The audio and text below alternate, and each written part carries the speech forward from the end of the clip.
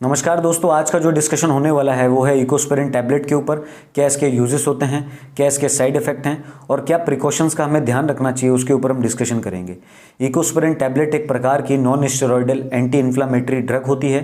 Means एक प्रकार की एक ऐसी मेडिकेशन है जिसके अंदर एंटी प्लेटलेट एक्शन होता है। मीन्स ये आपके शरीर में किसी भी प्रकार के खून के धब्बे जो बनते हैं उसे ये बनने से रोकता है।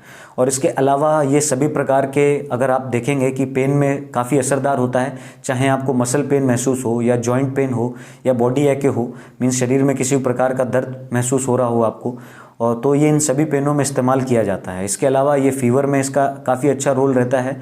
और फीवर के अलावा अगर स्वेलिंग महसूस होती है पर्टिकुलरली पेशेंट के अंदर, तो उसमें भी इकोस्पिरिन दी जा सकती है। इवन ये प्रिवेंट करता है हार्ट अटैक को, स्ट्रोक को, और इवन अगर आप देखेंगे तो एंजाइना पेक्टोरिस मीन्स जिसे चेस्ट पेन भी कहा जाता है, तो उसे भी ये प्रिवेंट करने में हेल्प कर सकता है। इसके अलावा अगर हम आगे फर्दर डिस्कस करें कि क्या इसके यूजेस होते हैं, तो यूजेस में इसका जो इम्पोर्टेंट रोल होता है वो हेडेक में देखा जाता है। तो हेडेक, अगर पर्टिकुलर पेशेंट को ये समस्या रहती है तो वो हेडेक में इकोस्पिरिन का इस्तेमाल किया जा सकता है। इसके अलावा अगर आप देखेंगे तो इसका इस्तेमाल फीवर में भी किया जाता है।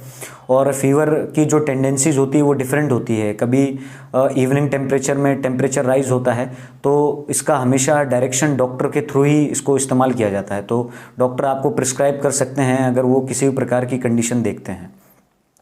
इसके अलावा इसका जो रोल होता है वो माइग्रेन में होता है। मीन्स अगर सर के हेड के किसी एक पर्टिकुलर साइड पे अगर आपको थ्रॉम्बिंग सेंसेशन लाइक फील हो रहा है, मीन्स अगर हेडेक आपको एक साइड में हो रहा है पर्टिकुलरली, तो उस माइग्रेन लाइक कंडीशन में भी आपको ये दवा डॉक्टर प्रिस्क्राइब कर सकते हैं।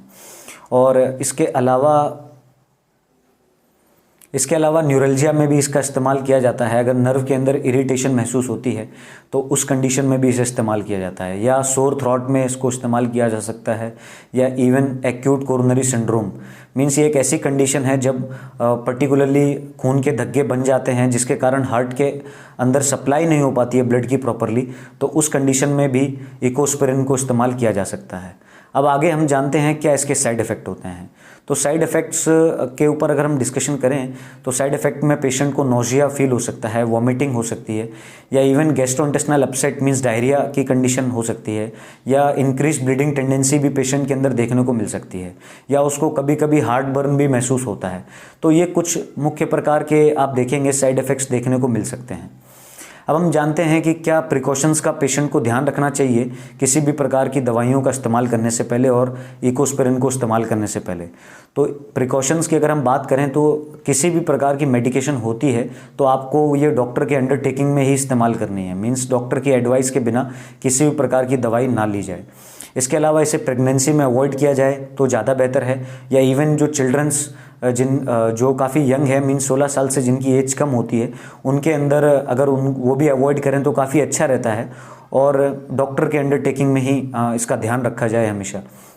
और अगर पेशेंट को प्रीवियसली हिस्ट्री रही हो किसी भी प्रकार की एलर्जी की, या उसको हिस्ट्री रही हो लीवर की बीमारियों की या किडनी की डिसीज़ की, तो अगर इन सब पर्टिकुलर चीज़ों का अगर आप ध्यान रखते हैं तो ये चीज़ें आपको हमेशा ध्यान रखनी है। और कुछ क्वेश्चन पर्टिकुलरली पेशेंट एराइज करते हैं कि अल्कोहल जब हम लेते हैं तो ये दवाई का इस्तेमाल कर सकते हैं या नहीं।